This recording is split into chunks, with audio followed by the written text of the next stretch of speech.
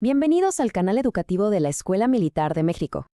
Hoy nos vamos a sumergir en una conexión que, la verdad, a menudo se nos pasa por alto en la práctica clínica. Me refiero a la que existe entre las parasomnias NRM, ya saben, esos extraños y a veces alarmantes comportamientos nocturnos, y la psicopatología.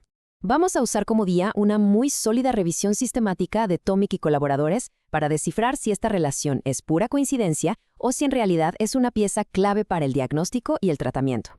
Para que este análisis sea claro y ordenado, vamos a seguir el camino que nos marca la evidencia. Primero sentaremos las bases de esta conexión.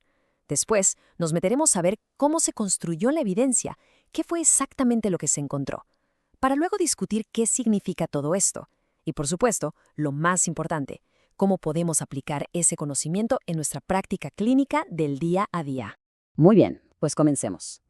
La pregunta central, esa que ha intrigado a la neurología y a la psiquiatría por décadas, es sobre este vínculo, que a veces parece tan claro y otras tan contradictorio, entre los trastornos del sueño NRM y las enfermedades mentales.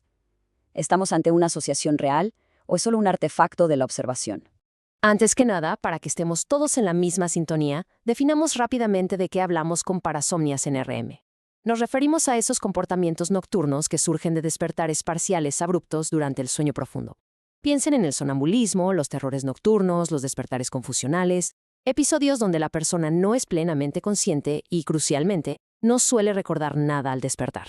Y, por el otro lado, cuando hablamos de psicopatología en el contexto de esta revisión, nos referimos a todo ese espectro de condiciones de salud mental, esas cuyas manifestaciones en la conducta, el pensamiento y las emociones, pues terminan generando un malestar o una disfunción significativa en la vida del paciente. Ahora, para entender cómo se detonan estos episodios, es fundamental tener en la cabeza el modelo de las 3P. Imagínenlo como una especie de receta para que ocurra una parasomnia. Primero, se necesita un factor predisponente, como la genética. Luego, algo que prepare el terreno, un factor priming, como la privación de sueño. Y finalmente, un detonante, un factor precipitante, que puede ser algo tan simple como un ruido o algo más complejo como el estrés. Este modelo es clave, así que hay que mantenerlo presente porque nos va a servir para conectar todo más adelante. Perfecto. Ya tenemos los conceptos claros, pero ¿cómo podemos estar seguros de que la evidencia que conecta estas dos áreas es sólida? Bueno, la respuesta, como siempre en medicina, está en la metodología, en el rigor con el que se buscaron, seleccionaron y analizaron los estudios. Para garantizar esa calidad, los investigadores usaron los criterios PICOS. Esto significa, en pocas palabras, que buscaron estudios muy específicos, de casos y controles, que compararan a pacientes, tanto niños como adultos, con parasomnias o con psicopatología, contra grupos de control sanos. Y el objetivo era uno solo y muy claro: analizar la relación entre ambas condiciones. Este diagrama de flujo, el famoso prisma, nos muestra visualmente el embudo de todo ese proceso de selección. Fíjense, se partió de casi 4.000 artículos y después de un filtrado sumamente estricto, capa por capa, se quedaron únicamente con los 26 estudios más relevantes, los que de verdad cumplían con todos los criterios de calidad. Es este nivel de rigor lo que le da un peso enorme a los hallazgos que estamos por revisar. Y ahora sí, llegamos al corazón de este análisis, los resultados. ¿Qué fue lo que encontró esta revisión sistemática después de tanto trabajo? Vamos a desglosarlo. La revisión fue muy inteligente al seguir dos líneas de investigación principales, como dos caras de la misma moneda. La primera fue: ¿qué tan comunes son las parasomnias en pacientes que ya tienen un diagnóstico de salud mental? Y la segunda, justo al revés, en los pacientes que ya sabemos que tienen parasomnias, ¿qué tan frecuentes son los trastornos mentales? Vamos a ver qué arrojó cada una. Los datos en la población pediátrica son bastante reveladores.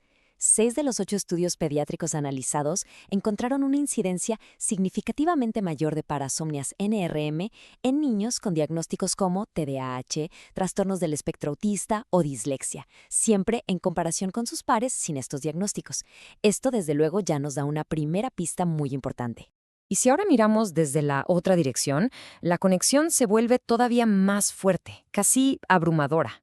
Prácticamente todos los artículos, 10 de 12 para ser exactos, reportaron niveles más altos de psicopatología en las muestras de adultos con parasomnias en REM comparados con los controles. Y ojo, que esto no es exclusivo de adultos. Tanto en niños como en adultos, el tener una parasomnia en REM se asoció con mayores tasas de ansiedad, depresión y otros problemas de conducta. Muy bien. Los datos son claros. Hay una conexión. Pero aquí es donde empieza lo interesante. La gran pregunta es, ¿por qué? Ahora es cuando pasamos de describir los hechos a intentar interpretarlos. ¿Qué mecanismos podrían estar detrás de esta asociación tan consistente? Y claro, una de las primeras dudas que salta a la mente es, ¿no será todo esto un efecto de los medicamentos? ¿Podría ser que los fármacos usados para tratar los trastornos psiquiátricos sean los que estén causando o empeorando las parasomnias? Es una pregunta crítica. La respuesta que nos da la revisión es bastante contundente. El sesgo por medicamentos, aunque puede existir, no parece explicar toda la historia. ¿Por qué? Porque la asociación se mantiene fuerte incluso en estudios realizados con pacientes que no estaban medicados. Esto nos sugiere que estamos, en efecto, ante un vínculo real, más profundo y biológico entre ambas condiciones. ¿Se acuerdan del modelo de las 3 Ps? Bueno, aquí es donde vuelve a ser una herramienta súper útil. Dentro de este marco, la psicopatología podría estar actuando como ese factor precipitante o mantenedor. Es decir, en una persona que ya tiene la predisposición genética, un cuadro de ansiedad o depresión podría ser la gota que derrama el vaso y dispara el episodio. Entonces, ¿cuáles son los posibles mecanismos que los unen? Se barajan varias hipótesis. Podría ser una respuesta psicológica desadaptativa a los propios episodios, que genera un círculo vicioso de ansiedad. También, el estrés y la ansiedad podrían estar alterando directamente la microarquitectura del sueño, haciéndolo más frágil. O quizá la respuesta es más fundamental, a nivel neurobiológico. Vías compartidas de neurotransmisores, como sistemas alterados de GABA, serotonina o dopamina.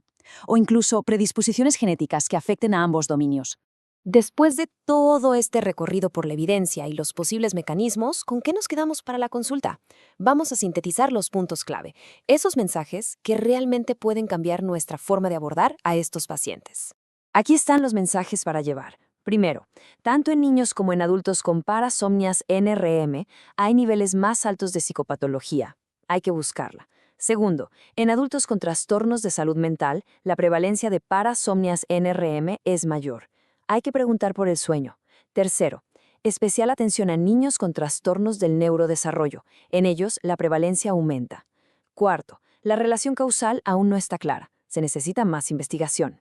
Y quinto, no hay que olvidar las intervenciones conductuales y psicológicas, como la terapia cognitivo-conductual específica para parasomnias NRM.